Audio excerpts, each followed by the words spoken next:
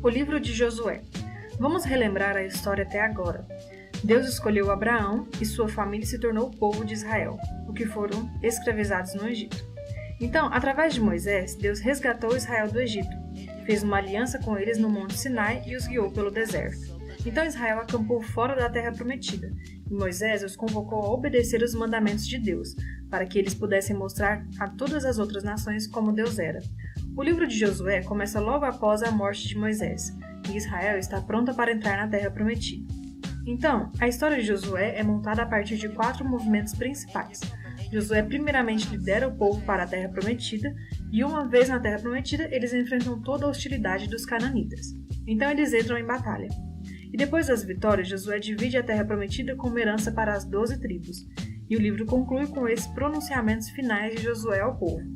Então, vamos nos aprofundar e ver como tudo isso flui de maneira uniforme. A primeira sessão começa com a morte de Moisés, e Josué é designado como o novo líder de Israel, e o autor intencionalmente apresenta Josué como um novo Moisés. E assim como Moisés, Josué convoca o povo a obedecer a Torá, ou seja, os mandamentos da aliança que eles receberam no Monte Sinai. Então, Josué envia espiões para a Terra Prometida, assim como Moisés fez, em Números capítulo 13 e 14. Porém, foi muito melhor dessa vez. Inclusive, alguns cananitas começaram a seguir o Deus de Israel. Josué então lidera o povo de Israel, cruzando o rio Jordão em direção à Terra Prometida. Da mesma maneira que o mar se abriu com Moisés no Êxodo, o rio Jordão se abre e os sacerdotes carregam a Arca da Aliança através dele, liderando todo o Israel com eles. Agora, no capítulo 5, a história tem uma transição. O povo se lembra das suas raízes como o povo da aliança, e então a nova geração é circuncidada e eles celebram a primeira Páscoa na Terra Prometida.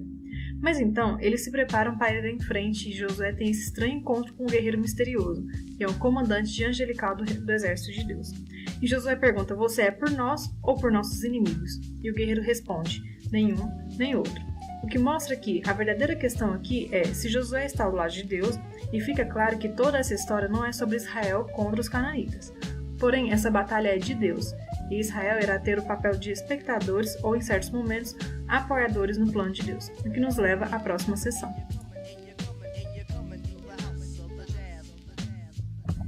Nós encontramos histórias sobre esses conflitos que Israel teve com diferentes grupos cananitas, e a primeira parte reconta detalhadamente a história de 2 batalhas.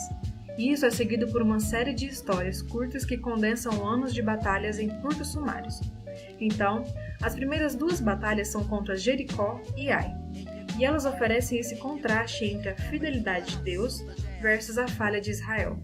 Em Jericó, Israel deveria tomar uma abordagem completamente passiva. Então, eles deixaram a presença de Deus na arca liderá-los ao redor da cidade através de música por 6 dias. E assim como Raabe se converteu ao Deus de Israel, talvez o povo de Jericó fizesse o mesmo, mas eles não se convertem.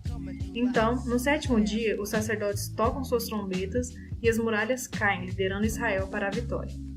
O ponto da história é que Deus é aquele que irá conduzir seu povo. Israel precisa simplesmente confiar e esperar. A próxima história sobre a Batalha de Ai mostra um ponto diferente. Havia esse israelita chamado Acã, e ele rouba de Jericó alguns desses bens que deveriam pertencer somente a Deus. E ele mente sobre isso. É uma ação bem tola, depois de tudo que Deus havia feito por Israel. Então, Israel vai batalhar contra a cidade de Ai e é completamente derrotado. E é somente após um humilde arrependimento e um tratamento severo com o pecado de Acã que Israel consegue a vitória. Então, juntas, essas 2 histórias são colocadas lado a lado para mostrar um ponto importante.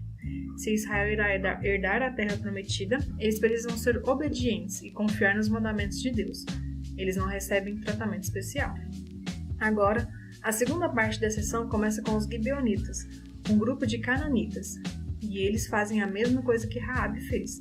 Eles passam a seguir o Deus de Israel e fazem um tratado de paz com Israel.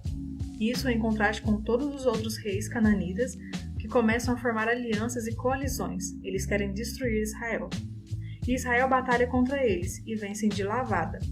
E essa sessão inteira conclui com uma lista contendo todas essas vitórias ganhas por Moisés e Josué. Agora vamos parar por um segundo, porque existe a possibilidade de que essas histórias e a violência nelas irão te incomodar. E se você é um seguidor de Jesus, deve estar pensando, Jesus não disse para amar nossos inimigos? Por que Deus está declarando guerra aqui? Então, primeiro, por que os cananitas? As principais razões são dadas anteriormente na história bíblica. A cultura e a moral dos cananitas havia se tornado extremamente corrupta, especialmente quando se trata de sexo. Dê uma olhada em Levíticos, capítulo 18. Eles também praticavam sacrifício infantil. Dê uma olhada em Deuteronômio, capítulo 12. Deus não queria que essas práticas influenciassem Israel, e os cananitas precisavam ir embora, o que nos leva à segunda questão. Deus realmente mandou destruir todos os cananitas como um genocídio? Então, no primeiro olhar, você olha as frases usadas nessas histórias. Eles foram completamente destruídos. Não deixaram sobreviventes nem nada que respirasse. Mas quando você olha uma segunda vez, mais de perto, você vê que essas frases são claramente hipérboles e não literais. Então volte ao mandamento anterior sobre os cananitas em Deuteronômio capítulo 7. Primeiramente é dito a Israel para expulsar os cananitas, depois para destruí-los totalmente. E isso é seguido por mandamentos, para não se casarem com eles ou fazer negociações com eles. Então, você não pode se casar com quem você destruiu. Acho que vocês entenderam o ponto. A mesma ideia é aplicada nas histórias no livro de Josué. Olhe atentamente. Por exemplo, são os ditos em Josué capítulo 10 que Israel não deixou sobreviventes nas cidades de Hebron ou Debir. Porém, mais tarde, no capítulo 15, nós vemos essas cidades e elas continuam populadas por cananitas. E o que vemos é que Josué se encaixa em outros antigos relatos e batalhas ao usar uma linguagem hiperbólica, não literal, como parte de um estilo narrativo. Então a palavra genocídio não se aplica ao que vemos aqui, especialmente em luz das histórias que vemos sobre os cananitas, que se converteram ao Deus de Israel, como Raabe ou os gibeonitas. Deus estava disponível para aqueles que se voltassem para ele. A última coisa para se pensar é que essas histórias marcaram um momento único na história de Israel. Essas batalhas eram limitadas ao pequeno grupo de pessoas que viviam nas terras de Canaã. Com todas as outras nações, Israel havia sido comandado por Deus para buscar a paz. Leia Deuteronômio capítulo 20. Então, o propósito dessas histórias de batalha nunca foi dizer para você, leitor, para cometer violência em nome de Deus. Ao invés disso, elas mostram Deus trazendo sua justiça contra a maldade humana, no momento único da história, e como ele salva Israel de ser aniquilada pelos cananitas. Após anos de batalhas, nós vemos um Josué já idoso, e ele começa a dividir a terra para as 12 tribos de Israel. E a maior parte dessa seção é uma lista de fronteiras, e vamos ser honestos, é meio chato. É como ler um mapa que não tem figuras. Mas para os israelitas as listas eram super importantes. Esse era o cumprimento da promessa de Deus para Abraão de que seus descendentes herdariam a terra prometida. Então agora tudo estava entrando nos eixos, nos mínimos detalhes, o que nos leva à última sessão. Josué faz 2 discursos para o povo que são bem similares aos discursos finais de Moisés em Deuteronômio. Josué os lembra da generosidade de Deus, como ele os trouxe até a terra prometida e os resgatou dos cananitas. Então ele os convoca a não adorar os deuses dos cananitas e serem fiéis à aliança que eles fizeram. Se eles fizerem isso, terão uma vida de bênçãos na terra prometida. Mas se eles forem infiéis, Israel irá trazer sobre si a mesma justiça divina que os cananitas tiveram. Eles serão expulsos da terra e serão exilados.